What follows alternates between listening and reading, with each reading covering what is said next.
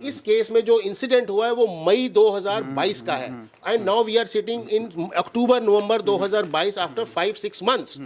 तो उसमें गैप के अंदर और फिर उसने 35 टुकड़े किए हैं, कहाँ कहाँ फेंके हैं, कुछ डीएनए टेस्ट में आएंगे, कैसे आएंगे। सर आपको मालूम है कि इस समय न्यूज में श्रद्धा मर्डर केस आया हुआ है। हाँ जी, हाँ जी। और उसके अंदर एक नार्को एनालिसिस टेस्ट की बात की जा रही है।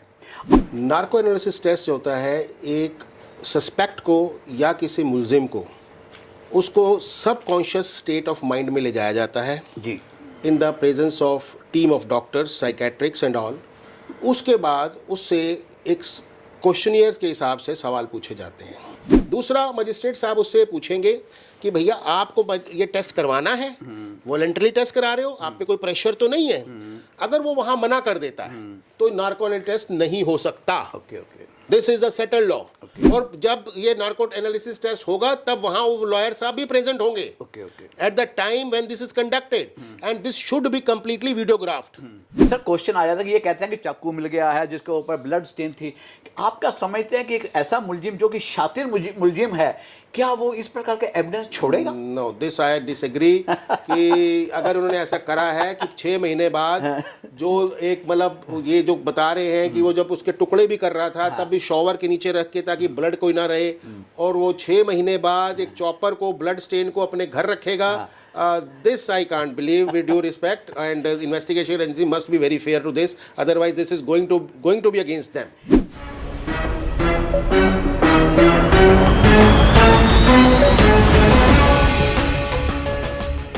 नमस्कार दोस्तों, वकील साहब इंडिया में आपका स्वागत है। आज हमारे साथ श्री जितेंद्र सेठी साहब जो कि क्रिमिनल लॉयर हैं। जहां तक मैंने नोट किया है, आज तक कोई ऐसी दिल्ली के अंदर कोर्ट नहीं, चाहे वो सुप्रीम कोर्ट है, चाहे हाई कोर्ट है, चाहे डिस्ट्रिक्ट कोर्ट है, कोई कोर्ट ऐसी नहीं जिनमें इन्होंने वकालत नहीं की है।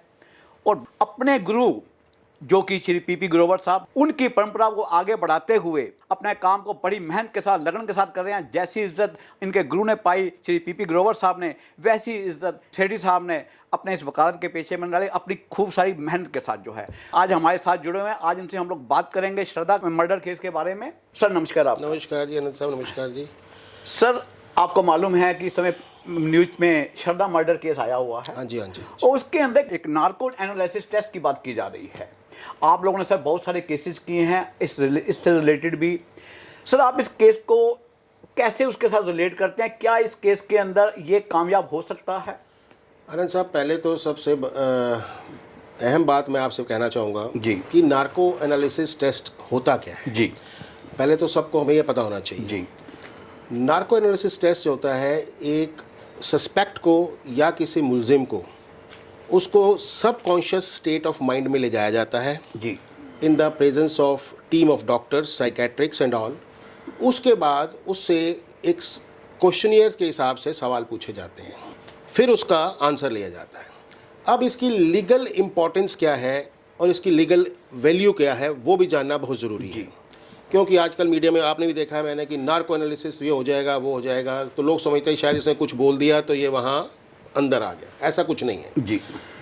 हमारा कॉन्स्टिट्यूशन ऑफ इंडिया कहता है, आर्टिकल 20 क्लॉज 3, जी। Every person has a right to keep silence and he should not compel to give evidence against himself. मतलब क्या है कि कोई भी सस्पेक्ट या एक्यूज्ड को आप कंपेल नहीं कर सकते उसके खिलाफ एविडेंस देने के लिए, उसके खिलाफ इनक्रिमिनेटिंग एविडेंस देने के लिए। अब नार्को एनालिसिस टेस्ट में क्या आता है, जो वो बोलेगा वो उसके खिलाफ भी हो सकता है वो ईमानदार सस्पेक्ट है या ईमानदार मुलजिम है और वो उसने कुछ भी नहीं करा तो फाइन इनफ। लेकिन अगर वो कुछ बोलता है जो उसके खिलाफ जाता है, तब भी कानून ये कहता है कि वो उसके खिलाफ नहीं पढ़ा जाएगा किसी भी स्टेज के ऊपर, उसकी कोई एविडेंशियरी वैल्यू नहीं है। ये एक सुप्रीम कोर्ट की 3 बेंच जजमेंट आई है, Selvi versus state of Karnataka 2010 में, केजी बालाकृष्णन साहब की। उसमें बड़ा प्रोसीजर लेट डाउन किया गया है कि what is narco analysis test और उसकी क्या क्या प्रोसीजर फॉलो होना चाहिए। अब इस केस में क्योंकि मुलजिम बड़ा शातिर लगता है, जो कि अभी तक की हमें इंफॉर्मेशन आई है, मीडिया से देखा है, सब कुछ है, appears to be very very clever, जिसने 6 महीने तक पूरा इन्वेस्टिगेटिंग एजेंसी को बायस्ड रखा, उसके 35 टुकड़े करके इधर डाल दिए। तो ऑफ कोर्स इन्वेस्टिगेटिंग अपने को एक अच्छी डायरेक्शन में ले जाने के लिए, तो उसमें लॉ ये कहता है कि जो नार्को एनालिसिस टेस्ट होगा उसमें अगर कोई ये डिस्क्लोज करता है किसी रिकवरी के लिए या किसी ऑब्जेक्ट के लिए और वो ऑब्जेक्ट रिकवर हो जाता है इसके डिस्क्लोजर के बाद, सिस्टम ओनली लीड मांग रहे हैं, ये लीड मांग रहे हैं, तो ये सेक्शन 27 एविडेंस के अंदर ये एडमिसिबल हो जाएगा। ओके। वो इसे खिलाफ पड़ा जाएगा। सर क्वेश्चन यहाँ पर एक ही तरह का आ जाता है कि ही इज इन पुलिस कस्टडी। क्या पुलिस कस्टडी के अंदर, देखो सबसे बड़ी बात है कि लॉ बड़ा क्लियर है कि किसी भी इसमें नार्को टेस्ट करने के लिए कंसेंट मुलजिम की बहुत जरूरी है। बिल्कुल जी, बिल्कुल। तो इस समय तो पुलिस कस्टडी के अंदर उस कंसेंट की कीमत क्या है? आप बिल्कुल ठीक कह रहे हो अनंत साहब, पुलिस कस्टडी में कंसेंट की कोई वैल्यू नहीं है जी। अब इसमें प्रोसीजर क्या है जी। कि जब पुलिस कस्टडी में एक्यूज्ड है वो पेश किया जाएगा मजिस्ट्रेट, एक एप्लीकेशन लगाई जाएगी कि जी हम इसका नार्को एनालिसिस टेस्ट कराने चाहते हैं। देन द लर्नेड मजिस्ट्रेट उसको एक प्रोसीजर फॉलो करना है। फर्स्ट उस जो मजिस्ट्रेट साहब है, जैसे ही एप्लीकेशन लगेगी, अगर इस एक्यूज का कोई वकील नहीं है तो वो इसको एक वकील मुहैया कराएंगे जी। लीगल एड से या जैसे भी कराएंगे। उसके बाद उस एप्लीकेशन पे आर्ग्यूमेंट होगा। मजिस्ट्रेट साहब अगर कन्विंस होते हैं कि हाँ जी इस केस के अंदर नार्को एनालिसिस टेस्ट की ज़रूरत है तो वो उसको अलाउ करेंगे जी। क्योंकि वो डीम्ड कस्टडी आ गया जुडिशियल। जब वो पेश हुआ, आप मान लीजिए उसको 2 दिन का रिमांड दिया गया, 2 दिन के रिमांड के बाद वो कोर्ट में आता है जी। तो अब उसकी कस्टडी पुलिस की नहीं रही। It is a deemed in judicial custody जब तक कि उसका फर्दर पुलिस रिमांड एक्सटेंड नहीं होता जी।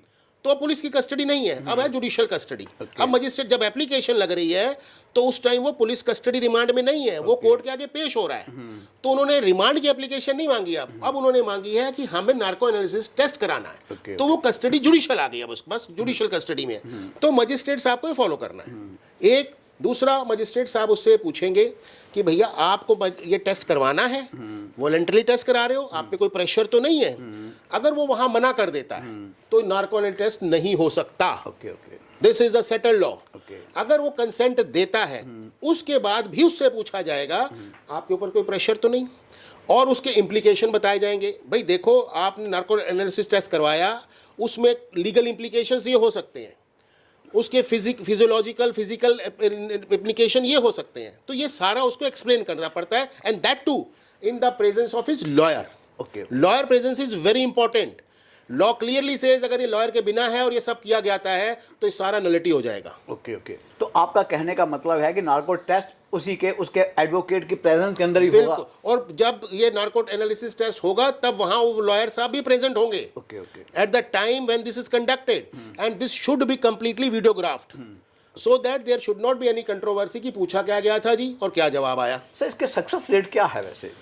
नहीं, आपने तो this बहुत सारे is- केसेस yes, किए हैं। yes, yes, और सक्सेस रेट बहुत अच्छा है। नार्को एनालिसिस टेस्ट का बड़ा अच्छा निकलता है, अबाउट अप टू 80 to 90% जो है इसका सक्सेस रेट है। मुलजिम जितना भी शातिर हो, ये अगर ये बहुत मुलजिम शातिर भी है तो when he will go into subconscious state of his mind, तो उस वक्त ये कुछ नहीं कर पाएगा। ये सोचे कि नहीं मैं इन्वेस्टिगेटिंग एजेंसी को पागल बना लूं या मैं उनको मोल्ड कर दूं। When he will be in the subconscious state of mind, वो जो आंसर उसके आंसर्स के उन्होंने क्वेश्चनियर बनाया होता है, पहले वो 2-4 क्वेश्चन ऐसे पूछेंगे, डॉक्टर्स को पता लग जाता है, साइकेट्रिस्ट को, that he is now in A state of that कि ये आंसर जो है पूरे ठीक ठीक देगा। सर इसका यूज जो है क्या ऑर्डिनरी या किसी पर्टिकुलर सर्कमस्टांसेस के अंदर ही हो सकता है? बिल्कुल ठीक है, circumstances के बिल्कुल अंदर ठीक है आपने आनंद किया जा साहब। हर सकता है? केस में नार्को कराना भी नहीं चाहिए। जब आपके पास बड़ा स्ट्रॉन्ग कोजेंट एविडेंस है, आपको जरूरत नहीं है कराने की।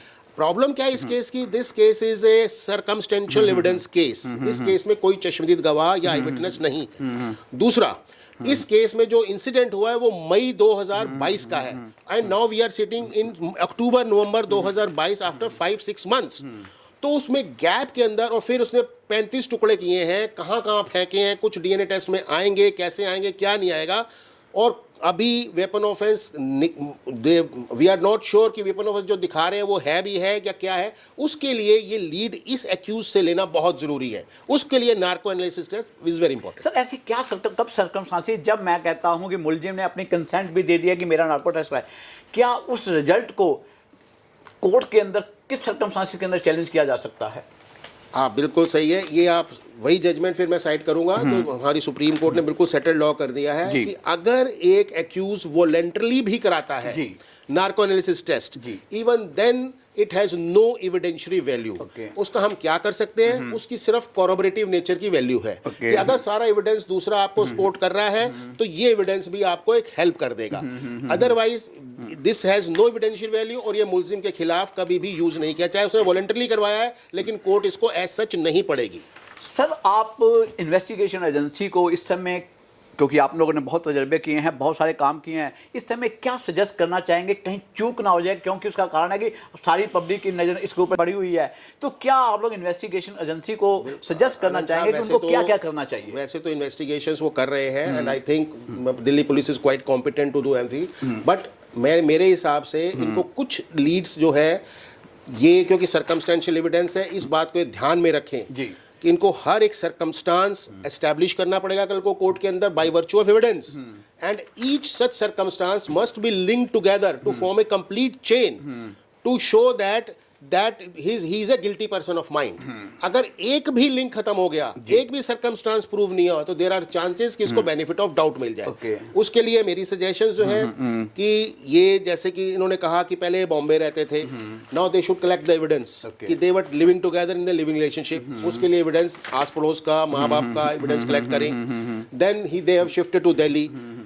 उसमें एविडेंस ये आना चाहिए कि दिल्ली क्यों शिफ्ट हुए, that is very important. What was the reason why they have shifted, कि माँ बाप तंग कर रहे थे, लिविंग रिलेशनशिप में डाउट कर रहे थे, या क्या कर रहे थे। फिर दिल्ली शिफ्ट हुए, दिल्ली में कहाँ रहे, आस पड़ोस का सबका बयान चाहिए कि हाँ जी हमारे साथ रहते थे। And most important is the CDRs। जी। Okay. इसकी CDRs, श्रद्धा की CDRs लोकेशन चार्ट के साथ, अगर कोई व्हाट्सएप चैट्स हैं वो रिट्रीव करने की कोशिश करें। उससे बड़ी चीज़ें इन्वेस्टिगेशन हेल्पफुल है। आस पड़ोस के जो लोग रह रहे हैं वहाँ पे, उनके बयान लिखे कि इनका रिलेशनशिप कैसा था और बाद में कैसा बन गया रिलेशनशिप, कब से ये श्रद्धा इनको नहीं दिख रही थी ये, और ये कब छोड़ के गया, उसके बाद 2 मई के बाद इसका कंडक्ट कैसा था। That is all things to be very important to be for the investigation. They have to do it. जी सर, आप ये देखिएगा कि वो कह रहे हैं कि 5 महीने 6 महीने बाद जंगलों के अंदर हड्डियां मिल रही हैं, 13 हड्डियां मिली हैं। तो वहाँ पर तो जनाब कई बार ऐसा भी हो सका है कि वहाँ जानवरों की भी हड्डियां हैं, सब चीज़ों की। तो उसको ये कैसे, आपने समझे, बड़ा कॉम्प्लिकेटेड प्रोसेस के अंदर वो है। तो बिकॉज DNA टेस्ट होता है आजकल, फादर का इसका या मदर का जो तो भी वो है। क्या सिस्टम क्या DNA टेस्ट करवाने के लिए थोड़ा सा बताएं? DNA टेस्ट के लिए ये ब्लड सैंपल लेते हैं या ये बोन मैरो से बोन अपना रिट्रीव करते हैं सैंपल, और वो जो बोन जो मिलेंगी जी। उसके बोन मैरो में से वो सोल्यूशन लेंगे, लेके and then they will send to the laboratory for DNA test. वो अगर मैच हो जाए, इसे 100% प्योर, इसमें 100% एडमिसिबिलिटी है और 100% एक क्लियर टेस्ट आता है। जी जी सर, ये ब्रेन मैपिंग क्या होता है और आप लाइव डायरेक्टर से ये सब क्या थोड़ा सा अंतर महसूस कर? देखिए, क्या फर्क ब्रेन है? मैपिंग टेस्ट, जिसको हम बीप टेस्ट भी कहते हैं जी। बीप टेस्ट में क्या होता है कि वो इंडिया में बहुत कम यूज होता है। हमारे generally investigation agency narco analysis test पे ही जाते हैं। ब्रेन मैपिंग टेस्ट के अंदर होता है कि they enthuse some part of waves in the brain and then they start producing the electronic magnetic waves Okay. Which are recorded on the sheet of paper. उसमें अगर आप कुछ झूठ बोल रहे हो या you are not telling truth, that will be recorded in that. तो बीप टेस्ट जो होता है ये इनिशियल टेस्ट है, वो उसका रिकॉग्निशन भी हमारे इंडिया में बहुत ज़्यादा नहीं है। बट नार्को एनालिसिस टेस्ट जो है, क्योंकि इसमें आपकी वर्बेटिम आ रहा है, आप जो सवाल पूछते हो उसका वो जवाब दे रहा है और उसका जवाब रिकॉर्डेड हो रहा है, वो पूरा सर, वीडियोग्राफी हमारे है। हिंदुस्तान के अंदर जो है इसका कब से चलन आपके नज़र के अंदर हुआ है करीबन आसपास? क्योंकि मेरे मुताबिक जो एक नठारी केस जो था, ये जो गाजियाबाद में हुआ, नहीं, उससे पहले भी नार्को एनालिसिस हुआ है, बट हाँ यू आर राइट, उसके बाद से इसका अपना जो नार्को एनालिसिस का है ज़्यादा आना शुरू हुआ है केस का, और इसका सक्सेस रेट बड़ा अच्छा है। एटलीस्ट इन्वेस्टिगेटिंग एजेंसी को बहुत हेल्प मिल जाती है इससे। तो ये साइंटिफिकली परफेक्ट है ये आपका? Not perfect. I am not saying it is perfect. Sometimes yes, Yeah. There are, but it is up to 80 to 90%. There is a perfection. Sir, ये राइट टू प्राइवेसी को वायलेट नहीं करता? Yes, it is. That is why it is not admissible. Right to privacy is violated. That is why अगर right to privacy violate नहीं होगी तो आपका confession admissible हो जाएगा. So that is why it is not admissible. That is why it is confringing the Article 20 Clause 3 of the Constitution, क्योंकि हमारी right to privacy को infringe करता है ये. तो इसका फिर यूज क्या होगा?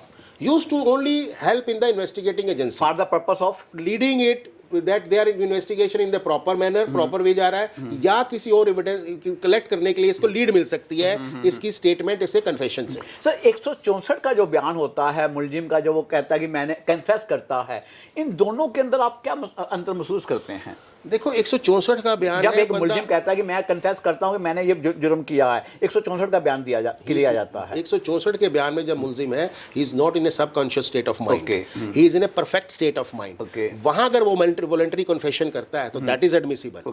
Here the person is not in a conscious state of mind, he is in a subconscious state of mind. तो इसलिए इसका कन्फेशन जो है, you can not say that this confession he has given out of वॉलंटरीनेस only. Sir that is also for corporative purpose का इस्तेमाल होता है 164 का भी जो है।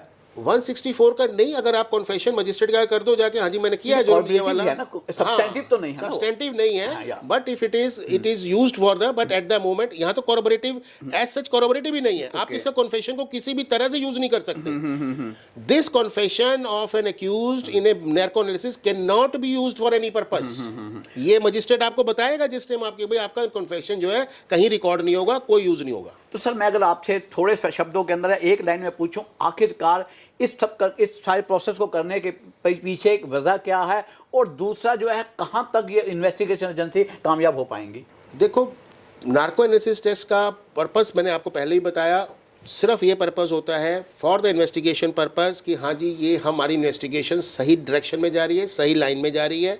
और दूसरा, कोई चीज़ अगर कन्फ्यूजन में है जो कि इसके माइंड में हिडन है, जो कि ये बड़ा परफेक्ट किलर है या साइकोपैथ है जो कि नहीं डिस्क्लोज कर रहा, उसके लिए नार्को एनालिसिस टेस्ट करके उसके सबकॉन्शियस स्टेट ऑफ माइंड से वो निकाला जाता है और उसको फिर आगे लीड की जाती है। That is the purpose of narco analysis test. इसके अलावा इसकी एडमिसिबिलिटी लॉ में कहीं भी कोई एडमिसिबिलिटी नहीं है। Sir from the date of arrest 90 दिन के अंदर अंदर इसकी चार्जशीट फाइल होनी है। बिल्कुल। डू यू थिंक कि ये चार्जशीट फाइल कर पाएंगे?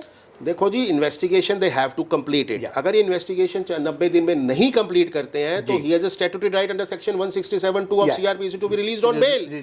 आई डोंट थिंक इसकी इतना हाइप होने के बाद, केस का मीडिया ट्रायल होने के बाद की इन्वेस्टिगेशन एजेंसी जो है इतना फुल स्टेप लेंगी कि 90 डेज में चार्जशीट ना फाइल करें।